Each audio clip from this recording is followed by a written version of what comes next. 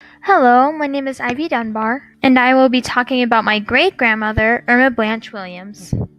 She was born in Ogden, Utah, December 13th, 1913, and she died at age 87 in Ogden on September 12th, 2001.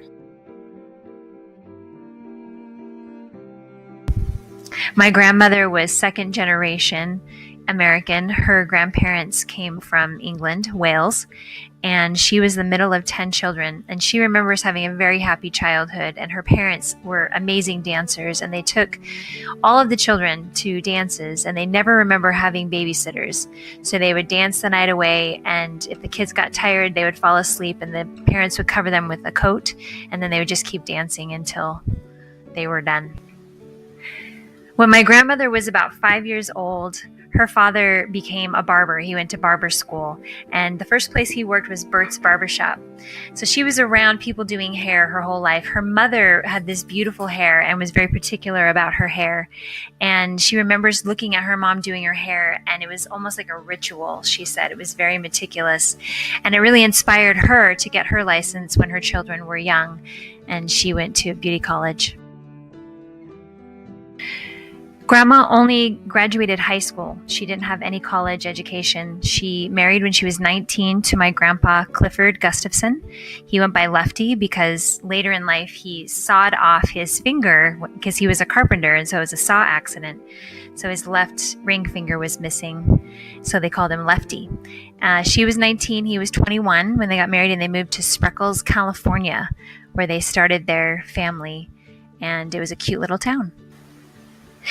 They moved to Spreckles, California, which is right outside Salinas, California, because my grandfather worked in the sugar factory there. It's a very agricultural town. And there they had 4 children, Charlene LaJoy, who is my mom, Daryl, and Judy. And she was very resourceful, my grandma, because it was the Depression. So she would make all these arts and crafts, and the kids would actually put them in a suitcase and go and sell them to the neighbors to make money. My grandma had an interest in starting to do hair, so she decided to go to beauty college when her kids were really young. And she had my grandpa build her a salon on the back of their house, on their back porch. And it was 2 rooms, and it had 2 shampoo bowls and 3 dryers. And she would do hair at first just to barter, exchange goods and services. But once she got her license, then she started charging money, and people stopped coming because she charged them money. She finally started to make enough money in Spreckles and built up her clientele so that she could make a living on her own. And she was able to leave my grandfather and be separated from him because he was an alcoholic and a womanizer, and she was done. So she went on to be quite the entrepreneur as she started dabbling in real estate and buying and selling properties. And she first started mainly with salons. So in the early 1960s, she bought her first salon. It was called Costa's Beauty Salon, and it was in San Jose, California. Her second salon was in Cupertino, California, called Gustaf's Coiffures. And I just really admire her for it being the 1960s, being a almost divorced woman and starting to really make her way in the world on her own. That just wasn't done in the 1960s. Did anyone help her with her early salon businesses? Yes, her son Daryl was a cosmetologist, and her son-in-law Grant also got his cosmetology license, and they both helped her. She was the mastermind, though. She really was the person that organized everything and had them run things, and she ran things behind the scenes. And again, I think for a woman in this time to do that was pretty remarkable. In 1962, she was in a car accident, and it really messed up her back and her neck. And she was still running these salons, and she decided to take a little break. And she always loved Vegas, so she went to Las Vegas kind of on a little mini vacation, and she decided to buy some properties there. So she bought a home, she bought a salon, and stayed there for a little bit.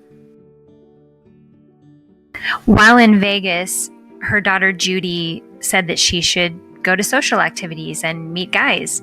And she wasn't divorced from my grandpa yet, but she decided to do that anyway.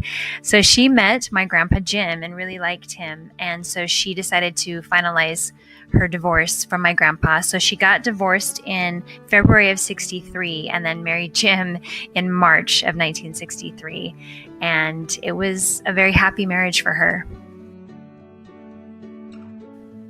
In 1968, she wanted to branch out from just properties and salons to owning a beauty college. She really thought it was important for young people to get their cosmetology education and their licenses. So she was in California at this time, and she bought her first beauty college called Westgate Beauty College, and it was in the Ventura, California area. And she ran that with my Uncle Daryl from 69 to 75. I remember when I was really little, I would go to visit her in Las Vegas, and I always thought it was just hot and boring there. But I have fond memories of when we lived in California, and she, by that time, owned 4 beauty colleges in the California Bay Area. And my Uncle Daryl helped her. My mother even worked at those colleges as a teacher. And then Alzheimer's started to set in, and she decided that she needed to retire. So she retired to Vegas and Ogden. I will miss her intelligence, her humor. She was the life of the party. She was always very kind to me, and I will admire her independence and how she was able to pick herself up from a bad situation and make her life better all on her own, especially in the time that she lived, when women just didn't do what she did. And I will always admire her for that and look up to her. And I love her a lot. I miss her.